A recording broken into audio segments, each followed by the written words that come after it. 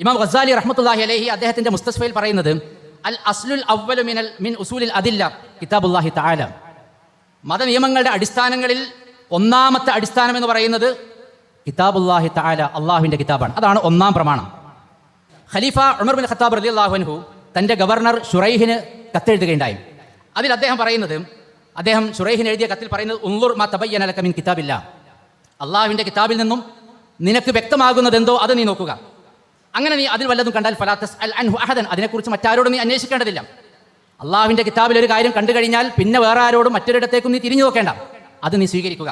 ഫഇല്ലം യതബയ്യൻ ലക മിൻ കിതാബില്ലാ, ഇനി അള്ളാഹുവിൻ്റെ കിതാബിൽ നിനക്ക് യാതൊന്നും വ്യക്തമാകുന്നില്ലെങ്കിലോ ഫത്തബിഉ ഫീഹി സുന്നത റസൂലിഹി സ്വല്ലല്ലാഹു അലൈഹി വസല്ലം, അള്ളാഹുവിൻ്റെ കിതാബിൽ നിന്ന് വ്യക്തമാകുന്നില്ല എങ്കിൽ പിന്നെ അള്ളാഹുവിൻ്റെ പ്രവാചകന്റെ സുന്നത്തിനെ നീ അനുധാവനം ചെയ്യണം. അള്ളാഹുവിൻ്റെ കിതാബിൽ ഉണ്ടെങ്കിലോ അള്ളാഹുവിൻ്റെ കിതാബ് സ്വീകരിക്കണം. വമാലം യതബയ്യൻ ലക മിന സുന്ന, ഇനി സുന്നത്തിൽ നിന്ന് നിനക്ക് വ്യക്തമാകുന്നില്ലെങ്കിൽ ഫജ്തഹിദ് ഫീഹി റഅയക്, നീ ഇജ്തിഹാദ് നടത്തണം എന്ന് ഷുറൈഹിനോട് ഉമർ ബിൻ ഖത്താബ് റളിയല്ലാഹു അൻഹു പറയുന്നതായിട്ട് നമുക്ക് കാണാൻ സാധിക്കുന്നതാണ്. ഇസ്ലാമിനെ സംബന്ധിച്ചിടത്തോളം അജ്ഞതയെയും അന്ധമായ അനുകരണത്തെയും അതിശക്തമായി എതിർത്ത ഒരു മതമാണ് ഇസ്ലാം. അറിവില്ലാത്ത യാതൊന്നിൻ്റെയും പിന്നാലെ നീ പോകരുത് എന്ന് ഖുർആൻ, വലാ തഖ്ഫു മാ ലൈസ ലക ബിഹി ഇൽമുൻ ഇന്ന സമഅ വൽ ബസറ വൽ ഫുആദ് കുല്ലു ഉലൈക കാന അൻഹു മസ്ഊല. അറിവില്ലാത്തതിൻ്റെ പിന്നാലെ പോകാൻ പാടില്ല. അറിവ് നേടുവാൻ ആവശ്യമായ മാർഗങ്ങൾ അള്ളാഹു മനുഷ്യൻ്റെ മുമ്പിൽ നൽകിയിട്ടുണ്ട്. അത് വിനിയോഗിക്കുവാനും പ്രയോജനപ്പെടുത്തുവാനും ഇസ്ലാം ആഹ്വാനം ചെയ്യുന്നുണ്ട്. ഇസ്ലാമിനെ സംബന്ധിച്ചിടത്തോളം ഒരു മുസ്ലിമിൻ്റെ വിശ്വാസവും അവൻ്റെ ആചാരവും അതേപോലെ തന്നെ അവൻ്റെ മറ്റ് ജീവിത വ്യവഹാരങ്ങളുമെല്ലാം ഇസ്ലാമികമായ പ്രമാണങ്ങളുടെ അടിസ്ഥാനത്തിലാണ് രൂപപ്പെടേണ്ടത്. പ്രമാണം ഇല്ലാത്ത ഒരു സാഹചര്യം, പ്രമാണം അംഗീകരിക്കാതെ പോവുക എന്ന് പറയുന്നത് അരാജകത്വം സൃഷ്ടിക്കും. അതുകൊണ്ട് തന്നെ കൃത്യമായ ഒരു പ്രമാണം മനുഷ്യൻ്റെ മുമ്പിൽ ഇസ്ലാം വെക്കുന്നുണ്ട്. ഏതൊക്കെയാണ് ഇസ്ലാമിൻ്റെ പ്രമാണങ്ങൾ എന്ന് നമുക്കൊക്കെ സുപരിചിതമാണ്. വിശുദ്ധ ഖുർആൻ, പ്രവാചക സ്വല്ലല്ലാഹു അലൈഹി വസല്ലമയുടെ തിരു സുന്നത്ത്, നബി തിരുമേനി സ്വല്ലല്ലാഹു അലൈഹി വസല്ലമ തങ്ങൾ പറഞ്ഞല്ലോ, തറക്തു ഫീക്കും അംറൈൻ ലൻ തളില്ലു മാ തമസ്സക്തും ബിഹിമാ കിതാബല്ലാഹ് വസുന്നത നബിയിഹി സ്വല്ലല്ലാഹു അലൈഹി വസല്ലം. രണ്ട് കാര്യങ്ങൾ നിങ്ങളിൽ ഉപേക്ഷിച്ചുകൊണ്ടാണ് ഞാൻ വിട പറയുന്നത്, നിങ്ങളെ അനാഥമാക്കിക്കൊണ്ടല്ല പോകുന്നത്. ആ രണ്ട് കാര്യങ്ങൾ നിങ്ങൾ സ്വീകരിക്കുന്നതോടും നിങ്ങൾക്ക് വഴിതെറ്റിപ്പോകുന്ന പ്രശ്നമില്ല എന്ന് പ്രവാചക തിരുമേനി സ്വല്ലല്ലാഹു അലൈഹി വസല്ലം തങ്ങൾ പറഞ്ഞു. ഈ രണ്ട് പ്രമാണങ്ങൾ വിശുദ്ധ ഖുർആനും അതേപോലെ തന്നെ തിരുചര്യയും, ഇതാണ് മുസ്ലിമിൻ്റെ അടിസ്ഥാന പ്രമാണങ്ങൾ. ഒരു മുസ്ലിം അടിസ്ഥാനപരമായിക്കൊണ്ട് അവൻ്റെ മതവിധികൾ സ്വീകരിക്കുവാൻ വേണ്ടി അവലംബിക്കുന്ന അടിസ്ഥാന പ്രമാണങ്ങൾ ഈ രണ്ട് പ്രമാണങ്ങളുമാണ്. എന്നാൽ അതിനോടനുബന്ധമായിക്കൊണ്ട് രണ്ട് പ്രമാണങ്ങൾ കൂടിയുണ്ട്. ഒന്ന് ഇജ്മാ, മറ്റൊന്ന് ഖിയാസ്. ഇത് രണ്ടും വിശുദ്ധ ഖുർആനിൻ്റെയും പ്രവാചക ചര്യയുടെയും അടിസ്ഥാനത്തിലുള്ള അനുബന്ധ പ്രമാണങ്ങളാണ്. ഇങ്ങനെ 4 പ്രമാണങ്ങളാണ് പൊതുവെ മുസ്ലിം സമൂഹം അംഗീകരിച്ചു വരുന്നത്. 2 അടിസ്ഥാന പ്രമാണങ്ങളാകുന്ന വിശുദ്ധ ഖുർആനും പ്രവാചക ചര്യയും, അവയുടെ അനുബന്ധമായ ഇജ്മാഉം വ്യക്തമായ ഖിയാസും. ഇതിലേക്ക് സൂചന നൽകുന്ന വിശുദ്ധ ഖുർആനിൻ്റെ സൂക്തം സൂറത്ത് നിസായിലെ 59-ാമത്തെ വചനം, മുസ്ലിം ലോകത്തെ പണ്ഡിതന്മാർ ഇസ്ലാമിലെ പ്രമാണങ്ങൾ ഏതൊക്കെയെന്ന് വിശദീകരിക്കുന്ന ഭാഗത്ത്, യാ അയ്യുഹല്ലദീന ആമനു അത്തിഉല്ലാഹ വ അത്തിഉർ റസൂൽ വ ഉലിൽ അംരി മിൻകും ഫഇൻ തനാസഅതും ഫീ ഷൈഇൻ ഫറുദ്ദൂഹു ഇലല്ലാഹി വർ റസൂൽ എന്ന് പറയുന്ന സൂക്തം ഇസ്ലാമിലെ പ്രമാണങ്ങൾ ഏതൊക്കെയെന്ന് വിശദീകരിക്കുന്ന ഭാഗത്ത് മുസ്ലിം പണ്ഡിതന്മാർ ഉദ്ധരിക്കുന്നത് നമുക്ക് കാണുവാൻ സാധിക്കുന്നതാണ്. ദീർഘമായിക്കൊണ്ട് അതിലേക്ക് ഞാൻ കടക്കുന്നില്ല. നമുക്കറിയാം, ഈ പ്രമാണങ്ങളുടെ കൂട്ടത്തിൽ ഒന്നാമതായിക്കൊണ്ട് ഒരു മുസ്ലിം പരിഗണിക്കേണ്ടത് വിശുദ്ധ ഖുർആനാണ്. വിശുദ്ധ ഖുർആൻ ദലീലായിക്കൊണ്ട് സ്വീകരിക്കാൻ പറ്റുമോ ഇല്ലേ എന്ന് ചിന്തിച്ചിരുന്ന ഒരു സമൂഹം പണ്ഡിത ലോകത്തുണ്ടായിരുന്നു എന്ന് പോലും നമുക്കറിയാവുന്നതാണ്. സംഘടന രൂപീകരിക്കുവാൻ എന്താണ് തെളിവ് എന്ന് ചോദിച്ചപ്പോൾ വിശുദ്ധ ഖുർആനിൻ്റെ ആയത്ത് ഓതിക്കൊടുത്തപ്പോൾ അത് ആയത്തല്ലേ, അത് ദലീൽ കൊണ്ടുവാ എന്ന് പറഞ്ഞ പണ്ഡിതന്മാർ ഉണ്ടായിരുന്ന ഒരു കാലഘട്ടത്തിൽ നിന്നും വ്യത്യസ്തമായി വിശുദ്ധ ഖുർആനിനെ പ്രമാണമായി കൊണ്ട് സ്വീകരിക്കുന്ന ഒരവസ്ഥയിലേക്ക് മുസ്ലിം ലോകം പൊതുവിൽ വന്നിട്ടുണ്ട്. എന്നാൽ പോലും അതിനെ ദുർവ്യാഖ്യാനം ചെയ്തുകൊണ്ട്, വിശുദ്ധ ഖുർആനിനെ ദുർവ്യാഖ്യാനം ചെയ്യുന്ന അവസ്ഥയാണ് പലപ്പോഴും നമ്മൾ കാണാറുള്ളത്. ഇസ്ലാമിനെ സംബന്ധിച്ചിടത്തോളം ഇസ്ലാമിൻ്റെ ഒന്നാമത്തെ പ്രമാണം, അടിസ്ഥാന പ്രമാണമാകുന്ന ഒന്നാമത്തെ പ്രമാണം എന്ന് പറയുന്നത് വിശുദ്ധ ഖുർആൻ തന്നെയാണ്. സുന്നത്തും അതേപോലെ തന്നെ ഖുർആനും എന്ന് പറയുമ്പോൾ ഇതിൽ ഒന്നാം പ്രമാണം വിശുദ്ധ ഖുർആനാണ്.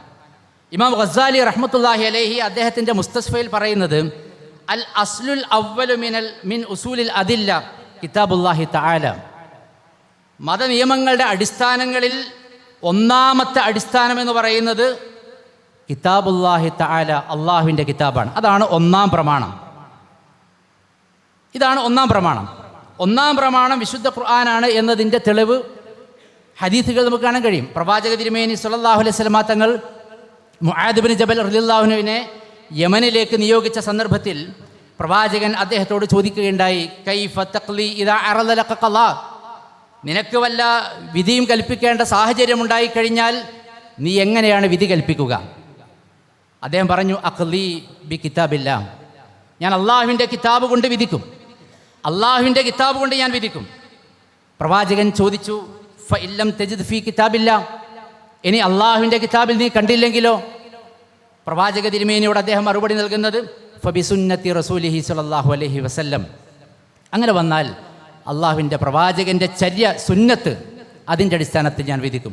ഇവിടെ നോക്കൂ, പ്രമാണങ്ങൾ സ്വീകരിക്കേണ്ടതിൻ്റെ ഒരു മുൻഗണനാക്രമം ഇതിൽ പ്രവാചകൻ സ്വല്ലല്ലാഹു അലൈഹി വസല്ലം തങ്ങൾ നമുക്ക് പഠിപ്പിച്ചു തരികയാണ്. ഒന്നാമതായിക്കൊണ്ട് സ്വീകരിക്കേണ്ടത് ഖുർആനാണ് എന്നും രണ്ടാമതായിക്കൊണ്ട് പ്രവാചക സ്വല്ലല്ലാഹു അലൈഹി വസല്ലം തങ്ങളുടെ സുന്നത്താണ് പ്രമാണമായിക്കൊണ്ട് സ്വീകരിക്കേണ്ടത് എന്നും ഇതിലൂടെ നമുക്ക് മനസ്സിലാക്കാൻ കഴിയുന്നതാണ്. ഖലീഫ ഉമർ ബിൻ ഖത്താബ് റളിയല്ലാഹു അൻഹു തൻ്റെ ഗവർണർ ഷുറൈഹിന് കത്തെഴുതുകയുണ്ടായി. അതിൽ അദ്ദേഹം ഷുറൈഹിന് എഴുതിയ കത്തിൽ പറയുന്നത്, ഉൻളുർ മാ തബയ്യന ലക മിൻ കിതാബില്ലാ, അള്ളാഹുവിൻ്റെ കിതാബിൽ നിന്നും നിനക്ക് വ്യക്തമാകുന്നതെന്തോ അത് നീ നോക്കുക. അങ്ങനെ നീ അതിൽ വല്ലതും കണ്ടാൽ ഫലാ തസ്അൽ അൻഹു അഹദൻ, അതിനെക്കുറിച്ച് മറ്റാരോടും നീ അന്വേഷിക്കേണ്ടതില്ല. അള്ളാഹുവിൻ്റെ കിതാബിൽ ഒരു കാര്യം കണ്ടു കഴിഞ്ഞാൽ പിന്നെ വേറെ ആരോടും മറ്റൊരിടത്തേക്കും നീ തിരിഞ്ഞു നോക്കേണ്ട, അത് നീ സ്വീകരിക്കുക. ഫഇല്ലം യതബയ്യൻ ലക മിൻ കിതാബില്ലാ, ഇനി അള്ളാഹുവിൻ്റെ കിതാബിൽ നിനക്ക് യാതൊന്നും വ്യക്തമാകുന്നില്ലെങ്കിലോ ഫത്തബിഉ ഫീഹി സുന്നത റസൂലിഹി സ്വല്ലല്ലാഹു അലൈഹി വസല്ലം, അള്ളാഹുവിൻ്റെ കിതാബിൽ നിന്ന് വ്യക്തമാകുന്നില്ല എങ്കിൽ പിന്നെ അള്ളാഹുവിൻ്റെ പ്രവാചകൻ്റെ സുന്നത്തിനെ നീ അനുധാവനം ചെയ്യണം. അള്ളാഹുവിൻ്റെ കിതാബിൽ ഉണ്ടെങ്കിലോ അള്ളാഹുവിൻ്റെ കിതാബ് സ്വീകരിക്കണം. വമാലം യതബയ്യൻ ലക മിന സുന്ന, ഇനി സുന്നത്തിൽ നിന്ന് നിനക്ക് വ്യക്തമാകുന്നില്ലെങ്കിൽ ഫജ്തഹിദ് ഫീഹി റഅയക്, നീ ഇജ്തിഹാദ് നടത്തണം എന്ന് ഷുറൈഹിനോട് ഉമർ ഇബ്നു ഖത്താബ് റളിയല്ലാഹു അൻഹു പറയുന്നതായിട്ട് നമുക്ക് കാണാൻ സാധിക്കുന്നതാണ്. ഇതാണ് പ്രമാണങ്ങൾ സ്വീകരിക്കുമ്പോഴുണ്ടാകുന്ന ഒരു മുൻഗണനാക്രമം എന്ന് പറയുന്നത്. ഒരു വിഷയത്തിൽ ഇസ്ലാമിക വിധി മനസ്സിലാക്കുവാൻ ആദ്യമായി കൊണ്ട് ഖുർആനിലേക്ക് മടങ്ങുക എന്ന രീതിയാണ് ഒരു മുസ്ലിം സ്വീകരിക്കേണ്ടത്. ഖുർആനിൽ നിന്ന് മതവിധി മനസ്സിലാക്കുവാൻ സാധിച്ചു കഴിഞ്ഞാൽ അവിടെ അവസാനിപ്പിക്കാവുന്നതാണ്. അതേപോലെ തന്നെ ഖുർആനിൽ നിന്ന് മനസ്സിലാക്കാൻ സാധിച്ചിട്ടില്ലെങ്കിൽ മാത്രം മറ്റുള്ള പ്രമാണങ്ങളിലേക്ക് മടങ്ങുക. ഇതാണ് ഒന്നാം പ്രമാണം വിശുദ്ധ ഖുർആനാണ് എന്ന് പറഞ്ഞതിൻ്റെ താല്പര്യം. അങ്ങനെ വരുമ്പോൾ ഹദീസുകളിൽ പരമ്പര സ്വഹീഹായിട്ടുള്ള, സനദ് സ്വഹീഹായിട്ടുള്ള ചില ഹദീസുകളുണ്ടാകും. പക്ഷേ ആ ഹദീസുകളുടെ റിപ്പോർട്ട് വിശുദ്ധ ഖുർആനിനെതിരായി കഴിഞ്ഞാൽ ഖുർആനിനെ സ്വീകരിച്ചുകൊണ്ട് അത്തരം ഹദീസുകളെ മാറ്റിവെക്കുക എന്നതാണ് ഖുർആൻ ഒന്നാം പ്രമാണമാണ് എന്നതിൻ്റെ താല്പര്യം. അവിടെ ഖുർആൻ ഒന്നാം പ്രമാണമാണ് എന്നതിൻ്റെ അടിസ്ഥാനത്തിൽ ഖുർആനിനെ സ്വീകരിക്കുക. ഇതാണ് പൊതുവെ മുസ്ലിം ലോകത്തെ പണ്ഡിതന്മാർ, ഉസൂലുൽ ഹദീസിൻ്റെ പണ്ഡിതന്മാർ സ്വീകരിച്ചിട്ടുള്ള ഒരു നിലപാട് എന്ന് നമുക്ക് കാണാൻ കഴിയുന്നതാണ്. ഇത് മുജാഹിദ് പ്രസ്ഥാനം നമ്മൾ മാത്രം പ്രഖ്യാപിച്ചുകൊണ്ടിരിക്കുന്ന ഒരു നിലപാടല്ല. പൊതുവെ മുസ്ലിം ലോകത്തെ ഹദീസ് നിദാനശാസ്ത്ര പണ്ഡിതന്മാർ അവലംബിച്ചിട്ടുള്ള ഒരു നിയമമാണ് എന്ന് നമുക്കെല്ലാവർക്കും മനസ്സിലാക്കാൻ സാധിക്കുന്നതാണ്. അങ്ങനെ വരുമ്പോൾ ഖുർആൻ മാത്രമാണോ പ്രമാണം? മറ്റൊരു പ്രമാണവും ആവശ്യമില്ലേ എന്ന ചോദ്യം പലപ്പോഴും ഉയർന്നു വരാൻ സാധ്യതയുണ്ട്. യഥാർത്ഥത്തിൽ ഒരു മുസ്ലിമിനെ സംബന്ധിച്ചിടത്തോളം ഖുർആൻ മാത്രമല്ല പ്രമാണമുള്ളത്. ഖുർആൻ അടിസ്ഥാന പ്രമാണമാണ്, ഒന്നാമത്തെ പ്രമാണമാണ്. എന്നാൽ ഖുർആനിനെ സംബന്ധിച്ചിടത്തോളം ഖുർആനിന് പുറമെ അള്ളാഹു അവൻ്റെ പ്രവാചകന് വേറെയും വഹി നൽകിയിട്ടുണ്ട്. ആ വഹിയിൽ നമ്മൾ സ്വീകരിക്കേണ്ട ബാധ്യതയുണ്ട്. പ്രവാചക തിരുമേനി സ്വല്ലല്ലാഹു അലൈഹി വസല്ലം തങ്ങൾക്ക് അള്ളാഹു സുബ്ഹാനഹു വ തആല നൽകിയ വഹികളുടെ കൂട്ടത്തിൽ വിശുദ്ധ ഖുർആനിൽ പരാമർശിക്കാത്ത ചില വഹികളുണ്ട്. നമുക്കറിയാം, പ്രവാചക തിരുമേനി ബനു നദീർ ഗോത്രവുമായി കൊണ്ട് നടന്ന അവരെ ഉപരോധിക്കുകയും അവർ പുറത്തു വരാതിരിക്കുകയും ചെയ്ത സന്ദർഭത്തിൽ പ്രവാചകൻ സ്വീകരിച്ച യുദ്ധതന്ത്രത്തിൻ്റെ ഭാഗമായിക്കൊണ്ട് പ്രവാചകൻ സ്വീകരിച്ചൊരു നിലപാടുണ്ട്. അഥവാ ചില ഈത്തപ്പനകൾ, ആ ഈത്തപ്പനകൾ പ്രവാചകൻ ചിലത് മുറിക്കാൻ വേണ്ടി നിർദ്ദേശിക്കുകയും ചിലത് മുറിക്കാതെ വെറുതെ വിടുകയും ചെയ്തു. ശത്രുക്കൾ ആക്ഷേപിക്കുകയുണ്ടായി. പ്രവാചകൻ സല്ലല്ലാഹു അലൈഹി വസല്ലമ തങ്ങൾ യുദ്ധരംഗത്ത് മരങ്ങൾ മുറിക്കരുത് എന്ന് തുടങ്ങിയ ഒരുപാട് നിർദ്ദേശങ്ങൾ നൽകിയിട്ടുണ്ട്. അങ്ങനെയുള്ള പ്രവാചകൻ ഈ മരം മുറിക്കാൻ വേണ്ടി നിർദ്ദേശം നൽകിയതിനെക്കുറിച്ച് ആക്ഷേപങ്ങൾ ഉയർന്നു. അതിന് മറുപടി എന്നാണ് വിശുദ്ധ ഖുർആനിലൂടെ അള്ളാഹു പറയുന്നത്, മാ ഖതഅതും മിൻ ലീനത്തിൻ ഔ തറക്തുമൂഹാ ഖായിമതൻ അലാ ഉസൂലിഹാ ഫബിഇദ്നില്ലാ. നിങ്ങൾ വല്ല ഈത്തപ്പനയും നിങ്ങൾ മുറിച്ചു മാറ്റുകയോ അല്ലെങ്കിൽ അവയുടെ മുരടുകളിൽ നിൽക്കുന്ന രൂപത്തിൽ അവയെ വെറുതെ വിടുകയോ ചെയ്തിട്ടുണ്ടെങ്കിൽ ഫബിഇദ്നില്ലാ, അത് അള്ളാഹുവിൻ്റെ അനുമതി പ്രകാരമാണ്. അള്ളാഹുവിൻ്റെ അനുമതി പ്രകാരമാണ് എന്ന് വിശുദ്ധ ഖുർആൻ ഇവിടെ പറയുന്നു. ആ അനുമതി വിശുദ്ധ ഖുർആനിൽ നൽകിയ ഒരു സൂക്തവും നമുക്ക് കാണാൻ കഴിയില്ല. അള്ളാഹു സുബ്ഹാനഹു വ തആല വിശുദ്ധ ഖുർആനിൽ അപ്രകാരം ഒരു നിർദ്ദേശം നൽകിയതായിട്ട് കാണാൻ കഴിയില്ല. അത് മറ്റു തരത്തിലുള്ള വഹി അള്ളാഹു പ്രവാചകന് നൽകി എന്നാണ് നമുക്ക് കാണാൻ കഴിയുന്നത്. അതേപോലെ തന്നെ വിശുദ്ധ ഖുർആനിൽ വിശദീകരണം ആവശ്യമായിട്ടുള്ള സൂക്തങ്ങളുണ്ട്. ധാരാളം പല സൂക്തങ്ങളുമുണ്ട്. അതിൽ ഒന്നാമതായിക്കൊണ്ട് നമ്മൾ അതിൻ്റെ വിശദീകരണം തേടേണ്ടത് വിശുദ്ധ ഖുർആനിൽ തന്നെയാണ്. വിശുദ്ധ ഖുർആനിൽ ഒരു കാര്യം പറഞ്ഞിട്ടുണ്ടെങ്കിൽ അതിൻ്റെ വിശദീകരണം മറ്റു സൂക്തങ്ങളിൽ വന്നിട്ടുണ്ടെങ്കിൽ അതാണ് സ്വീകരിക്കേണ്ടത്. ഇല്ല എങ്കിൽ പ്രവാചക സ്വല്ലല്ലാഹു അലൈഹി വസല്ലം തങ്ങളുടെ ചര്യയിൽ അതിൻ്റെ വിശദീകരണം നമ്മൾ അന്വേഷിക്കണം. വിശുദ്ധ ഖുർആനിൽ സൂറത്ത് ബഖറയിൽ 197-ാമത്തെ ആയത്തിൽ പറയുന്നത് അൽ ഹജ്ജു അഷ്ഹുറു മഅലൂമാത്തുൻ, ഹജ്ജ് അറിയപ്പെട്ട ചില മാസങ്ങളിലാണ് എന്ന് ഖുർആൻ പറയുന്നുണ്ട്. ഏതാണ് ഈ അറിയപ്പെട്ട മാസങ്ങൾ? വിശുദ്ധ ഖുർആനിൽ ഒരിടത്തും നമുക്ക് കാണാൻ കഴിയില്ല. അഷ്ഹുറു മഅലൂമാത്ത്, അറിയപ്പെട്ട മാസങ്ങൾ, അത് ശവ്വാൽ, അതേപോലെ തന്നെ ദുൽഖഅദ, ദുൽഹിജ്ജയിലെ 10 രാവുകൾ ഇതാണ് എന്ന് പ്രവാചക സ്വല്ലല്ലാഹു അലൈഹി വസല്ലം തങ്ങളുടെ ചര്യയിൽ നിന്ന് നമുക്ക് ബോധ്യപ്പെടുന്നതാണ്. എന്നാൽ വിശുദ്ധ ഖുർആനിൽ അതിനെ സംബന്ധിച്ചുള്ള വിശദീകരണം കാണാൻ കഴിയില്ല. അതുകൊണ്ട് വിശദീകരണം ആവശ്യമുള്ള ഒരു ഗ്രന്ഥമാണ് ഈ ഖുർആൻ എന്ന് നമുക്ക് കാണാൻ കഴിയും. പ്രവാചക തിരുമേനി സ്വല്ലല്ലാഹു അലൈഹി വസല്ലം തങ്ങൾക്ക് അള്ളാഹു നൽകിയിരിക്കുന്ന സന്ദേശം, വിശുദ്ധ ഖുർആൻ നൽകിയിരിക്കുന്നത് പ്രവാചകൻ അത് വിശദീകരിച്ചു കൊടുക്കാൻ വേണ്ടിയാണ്. വഅൻസൽനാ ഇലൈക ദിക്റ ലിതുബയ്യിന ലിന്നാസി മാ നുസില ഇലൈഹിം, പ്രവാചകരെ താങ്കൾക്ക് നാം നൽകിയത് അവർക്ക് നീ വിശദീകരിച്ചു കൊടുക്കാൻ വേണ്ടിയാണ്. അപ്പോൾ പ്രവാചകൻ്റെ വിശദീകരണം ആവശ്യമുണ്ട്. അങ്ങനെയുള്ള വിശദീകരണമാണ് പ്രവാചകൻ്റെ സുന്നത്ത് എന്നാണ് നാം ഇവിടെ മനസ്സിലാക്കേണ്ടത്. ഈ പ്രവാചകൻ്റെ സുന്നത്ത് എന്ന് പറയുന്നത്, നബിചര്യ എന്ന് പറയുന്നത് ഇസ്ലാമിക ശരീഅത്തിലെ 2ാം പ്രമാണമാണ്. 2ാം പ്രമാണം എന്ന് പറഞ്ഞാൽ 2ാം തരം പ്രമാണം എന്നല്ല. 2ാം തരം പ്രമാണം എന്നല്ല.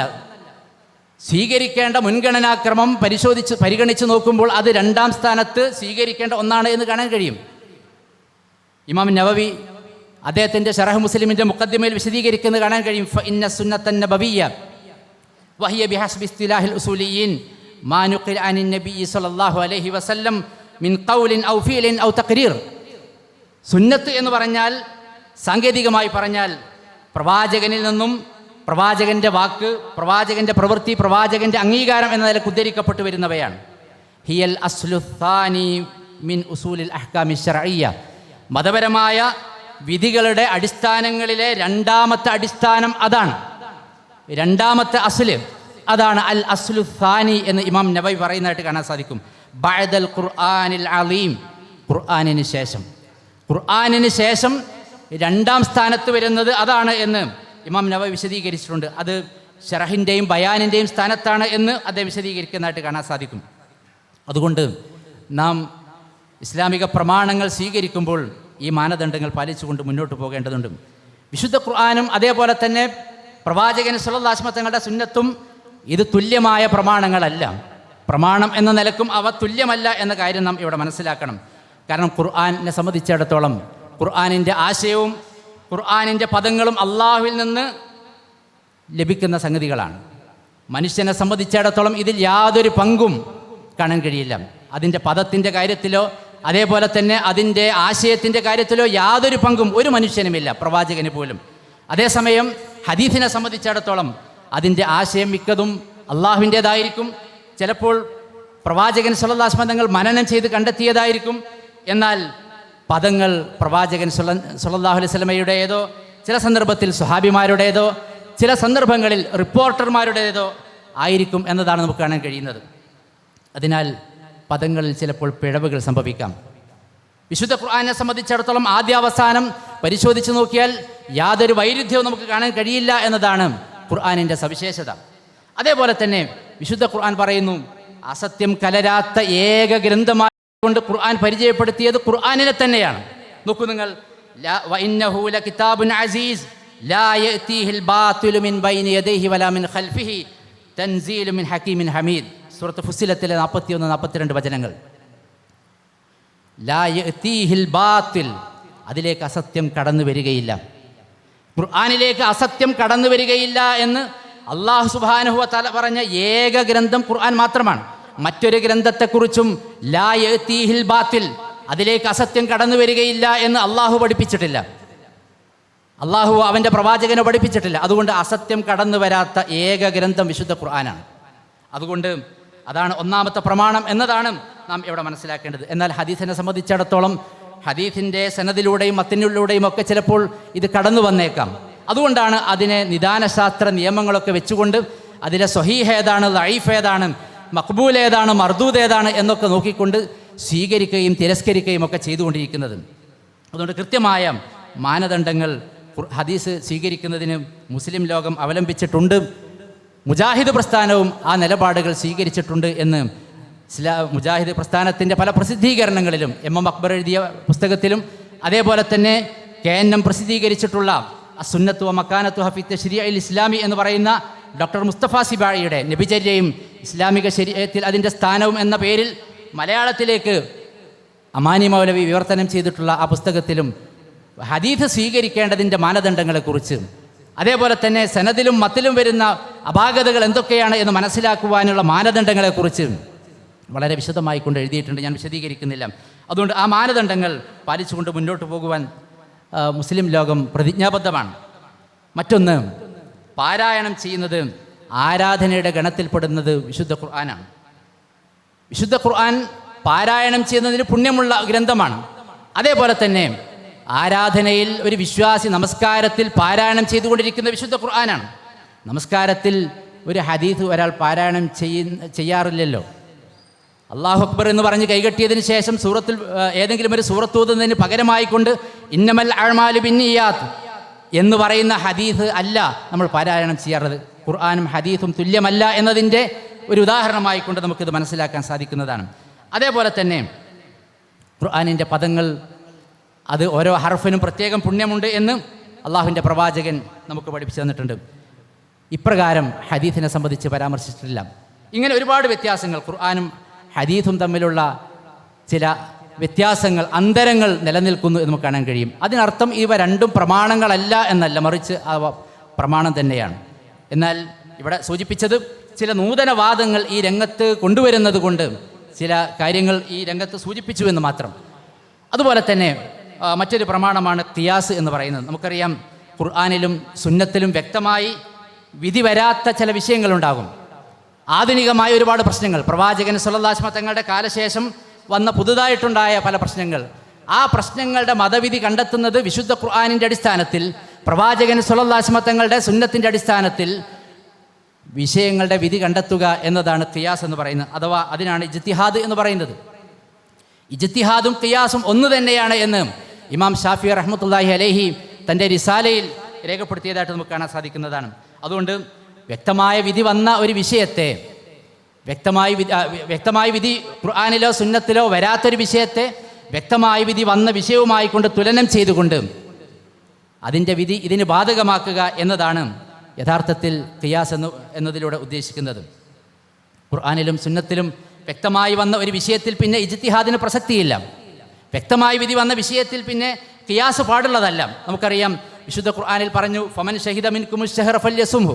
റമദാൻ മാസത്തിൽ ആ മാസം നോമ്പെടുക്കണം എന്ന് ഖുർആൻ പറഞ്ഞാൽ ആ മാസം നോമ്പെടുക്കണമെന്ന് തന്നെയാണ്. അത് 3 ദിവസമാണ് എന്നോ 7 ദിവസമാണ് എന്നോ ഖിയാസാക്കുവാൻ മതത്തിൽ യാതൊരു രേഖയുമില്ല എന്നാണ് നാം മനസ്സിലാക്കേണ്ടത്. കാരണം ഖുർആൻ വളരെ വ്യക്തമായിക്കൊണ്ട് ആ വിഷയം സൂചിപ്പിച്ചു. ഖുർആൻ വളരെ വ്യക്തമായിക്കൊണ്ട് പറഞ്ഞൊരു വിഷയത്തിൽ പിന്നെ ഖിയാസിന് യാതൊരു പ്രസക്തിയുമില്ല എന്നതാണ് നാം മനസ്സിലാക്കേണ്ടത്. അതുകൊണ്ട് ഈ രംഗത്ത് ഇസ്ലാമികമായ മര്യാദകൾ പാലിച്ചുകൊണ്ട് നാം മുന്നോട്ട് പോകണം. ഇത് രണ്ടിലും, ഖുർആനിൽ മതവിധി വന്ന വിഷയത്തിലും അതേപോലെ തന്നെ വ്യക്തമായി വിധി വരാത്ത വിഷയത്തിലും പൊതുവായി ഉണ്ടാകുന്ന ഒരു കാരണമുണ്ടായിരിക്കണം. അതിനാണ് ഇല്ലത്ത് എന്ന് പൊതുവെ പറയാറുള്ളത്. ആ ഇല്ലത്ത് പരിഗണിച്ചുകൊണ്ടാണ് മതവിധിയിലേക്ക് മുസ്ലിം ലോകത്തെ പണ്ഡിതന്മാർ എത്തിച്ചേരുന്നത്. നമുക്കറിയാവുന്ന ഒരു ഉദാഹരണമാണ്, കള്ള് നിരോധിച്ചത് അതിൽ ലഹരിയുണ്ട് എന്നതുകൊണ്ടാണ്. ലഹരി എന്നതാണ് അതിൻ്റെ കാരണം.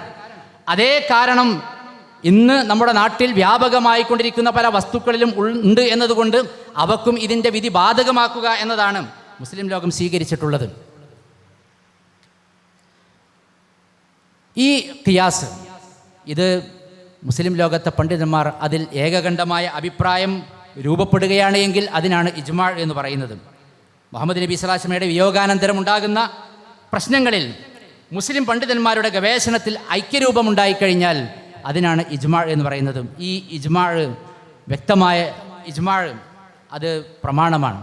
അതിന് അവലംബമുണ്ടായിരിക്കണം, ഖുർആനോ സുന്നത്തോ അവലംബമുണ്ടായിരിക്കണം. അതേപോലെ തന്നെ ഓരോ കാലഘട്ടത്തിലെയും പണ്ഡിതന്മാർ വളരെ വ്യക്തമായി കൊണ്ടത് പറഞ്ഞിരിക്കണം. ഇന്ന് ചില ആളുകൾ ഇജ്മാ ഉണ്ട് എന്നൊക്കെ പറയാറുണ്ട്. പക്ഷേ അജ്മാഉൽ ഉലമാഉ എന്ന് ഏതെങ്കിലും ഒരു ഗ്രന്ഥത്തിൽ എഴുതിയത് കൊണ്ട് ഇജ്മാ ഉണ്ടാവണമെന്നില്ല. അത് കൃത്യമായിക്കൊണ്ട് വ്യക്തമായിക്കൊണ്ട് പറയണം. ഏത് കാലഘട്ടത്തിലാണ് ഇജ്മാ ഉണ്ടായത് എന്നും അന്ന് എത്ര പണ്ഡിതന്മാരുണ്ടായിരുന്നുവെന്നും കൃത്യമായിക്കൊണ്ട് അറിയണം. അതിൽ തന്നെ ഏതെങ്കിലും ഒരു പണ്ഡിതൻ അഭിപ്രായം പ്രകടിപ്പിക്കാതെ മൗനം പാലിച്ചു കഴിഞ്ഞാൽ അതിന് ഇജ്മാ എന്ന് പറയില്ല. ലക്ഷക്കണക്കിന് പണ്ഡിതന്മാർ അഭിപ്രായം പ്രകടിപ്പിക്കുകയും ഒരു പണ്ഡിതൻ മാത്രം മൗനം പാലിക്കുകയും ചെയ്താൽ അതിന് ഇജ്മാ എന്ന് പറയില്ല. അതുകൊണ്ട് തന്നെ കൃത്യമായിക്കൊണ്ട് ഈ കാര്യങ്ങൾ മനസ്സിലാക്കണം എന്നതാണ് ഈ സന്ദർഭത്തിൽ സൂചിപ്പിക്കാനുള്ളത്. ദീർഘമായിക്കൊണ്ട് സൂചിപ്പിക്കുന്നില്ല. പ്രമാണം എന്ന നിലക്ക് ആളുകൾ തെറ്റിദ്ധരിച്ചിട്ടുള്ള ഒന്ന് രണ്ട് കാര്യങ്ങൾ കൂടി സൂചിപ്പിച്ചുകൊണ്ട് അവസാനിപ്പിക്കുകയാണ്. അതിലൊന്ന്, സ്വഹാബികളുടെ വാക്ക് പ്രമാണമാണ്. അതേപോലെ തന്നെ മദ്ഹബിൻ്റെ ഇമാമുകളുടെ വാക്ക്, അവരുടെ അഭിപ്രായം പ്രമാണമാണ് എന്ന രൂപത്തിൽ ആളുകൾ തെറ്റിദ്ധരിച്ചിരിക്കുന്നു. ഇമാം ഗസാലിയുടെ ഒരൊറ്റ ഉദ്ധരണി പറഞ്ഞുകൊണ്ട് ഞാൻ അവസാനിപ്പിക്കുന്നു. ഇമാം ഗസാലി പറയുന്നു, വഖൗമുൻ ഇലാ അന്നൽ ഹുജ്ജത ഫീ ഖൗലിൽ ഖുലഫാഇർ റാഷിദീന ഇദ ഇത്തഫഖു.